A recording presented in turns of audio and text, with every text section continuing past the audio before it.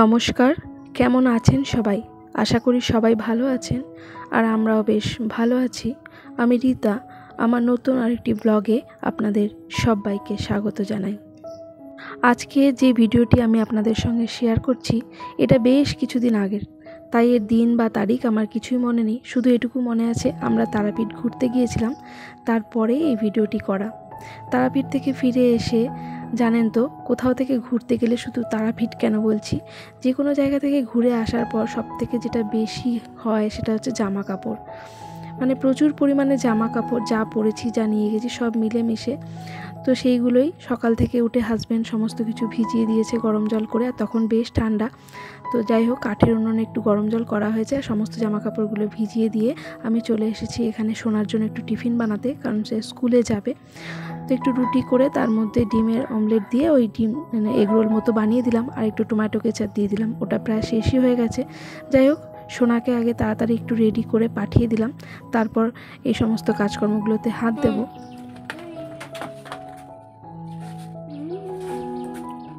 Tata. ভেতরের রাস্তা দিয়ে যাবি সাইকেল নিয়ে।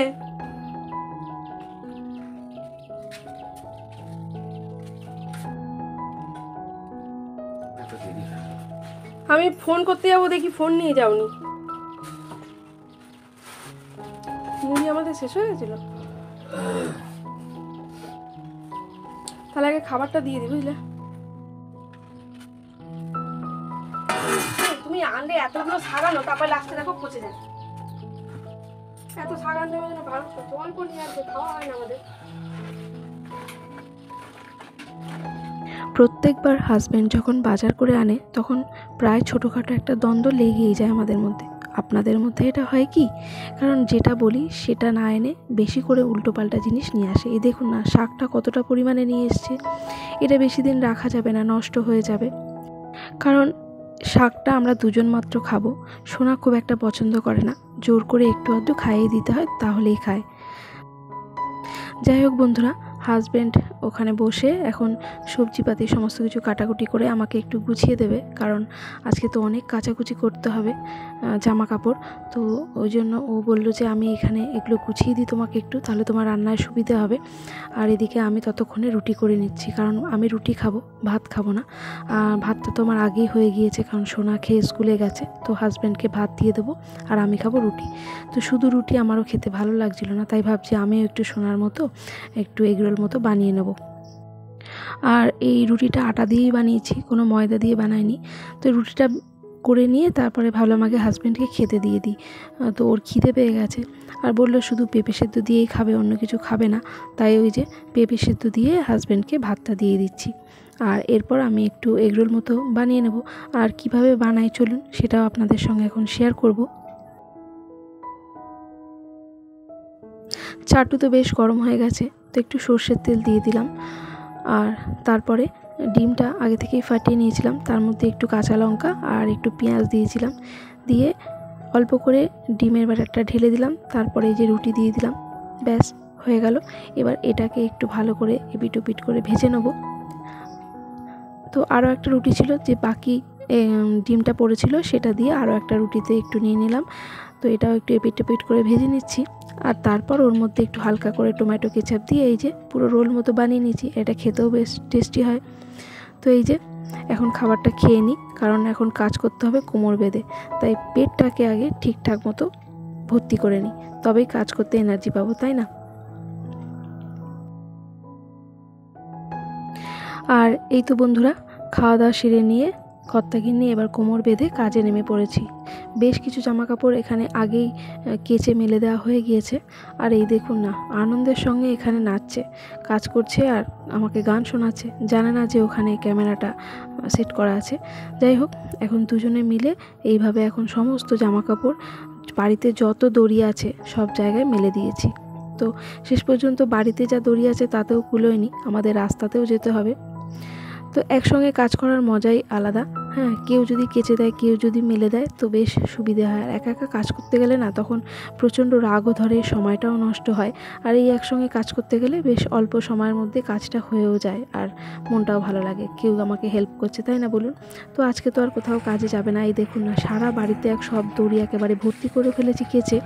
তো এইবার আরও একটা বাকি আছে। তো এটা তো ছোট ছোট কিছু জামা কাপড় আছে, আমার আছে, সোনার আছে, তো সেগুলো মেলে দেবো আর তারপরে চলে যাব রাস্তায়। কারণ যে পরিমাণে হাওয়া দিচ্ছে আর যে রোদ আছে, মোটামুটি জামা কাপড়গুলো শুকিয়ে যাবে। কারণ এখন বেলা বেশি হয়নি, সোনা স্কুলে গেছে, ওই এখন 10:30 কি 11টার মতো হয়তো বাজে, যদিও সময়টা আমার ঠিকঠাক এখন মনে পড়ছে না। আর এই তো বন্ধুরা, যেমন বলা তেমনি কাজ, বাড়িতে যা হলো সেটা তো হলোই। এবার চলে এসেছি রাস্তায়, কারণ বাড়িতে আর কোথাও জায়গা নেই। এবার বাকি যেগুলো পড়ে আছে সমস্ত এই রাস্তার দড়িতেই মেলে দেবো। এখানটাও খুব সুন্দর হাওয়া এবং রোদ থাকে, তো মোটা মোটা জামা কাপড়গুলো এখানে দিলে শুকিয়ে যাবে। তাই দুজনে মিলে চলে এসেছি রাস্তায় জামা কাপড় মেলতে। এখনও কিন্তু দুপুরে রান্নাবান্না সেভাবে কিছু হয়নি, শুধুমাত্র ভাতটাই হয়েছে।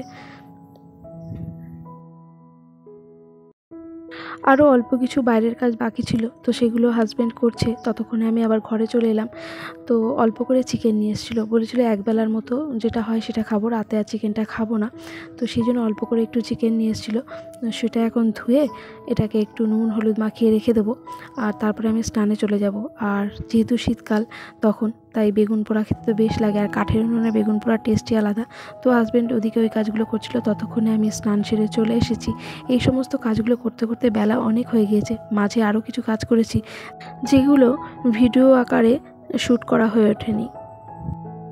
তো এইবার একটু সিঁদুর পরে নিচ্ছি, আর মুখে হাতে পায়ে একটু ময়শ্চারাইজার লাগিয়ে নিলাম, কারণ ঠান্ডা তো বেশ টান টান ধরছিল। তো হাতে পায়ে একটু তেলও দিয়ে নিয়েছি। তো এইবার সরাসরি চলে যাব রান্নার দিকে। তবে আমি যতক্ষণ ঘরের অন্যান্য কাজগুলো করছিলাম, ততক্ষণে হাজব্যান্ড অনেকটাই রান্নার দিকটা এগিয়ে ফেলেছে। চলুন আপনাদের দেখাই। এখানে এই যে চিকেনটা অলরেডি বসিয়ে দিয়েছে, আর আমি ওদিকে শাকটা করব। তার জন্য ছোট ছোট করে বেগুন কেটে নিয়েছে, কারণ বেতে শাক হবে। তো আমাকে বললো তুমি পুজোটা দিয়ে এসো। আমি ততক্ষণে বেগুনটা ভেজে ফেলছি, পরে এসে বাকিটা তুমি করে ফেলবে, ততক্ষণে আমি স্নানটা করে আসব। সেই জন্য আমি আর এখানে দাঁড়ালাম না, দেখলাম রান্নাটা কাজটাও অনেকটা করেই ফেলেছে। তো এইভাবে যদি দুজনে মিলেমিশে কাজ করা হয় না বন্ধুরা, তো বেশ ভালো লাগে, আর কাজটাও না চটজলদি হয়ে যায়।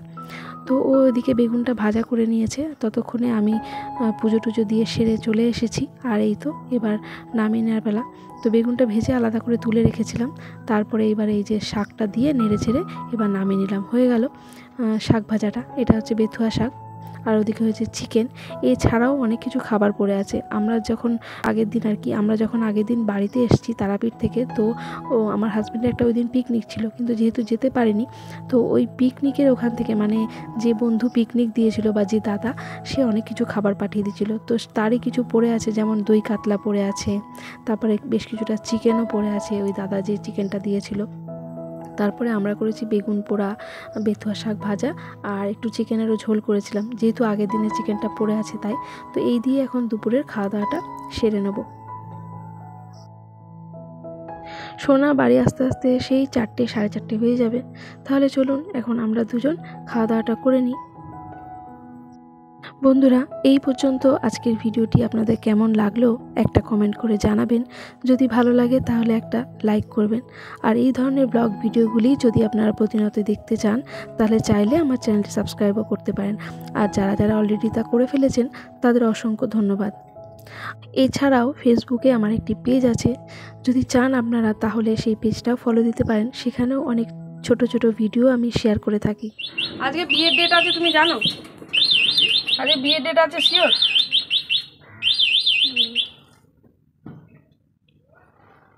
আবার কি হলো?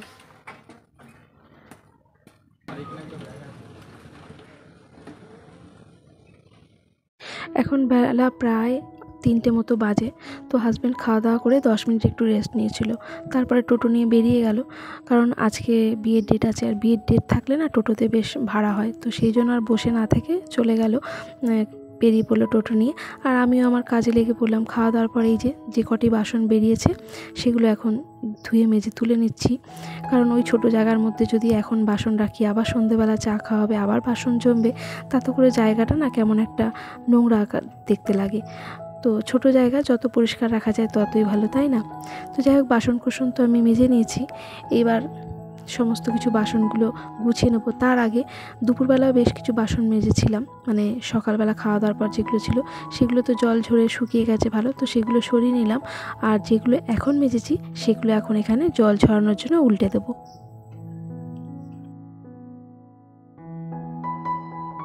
কিন্তু এখানেই আমার কাজ শেষ নয় বন্ধুরা।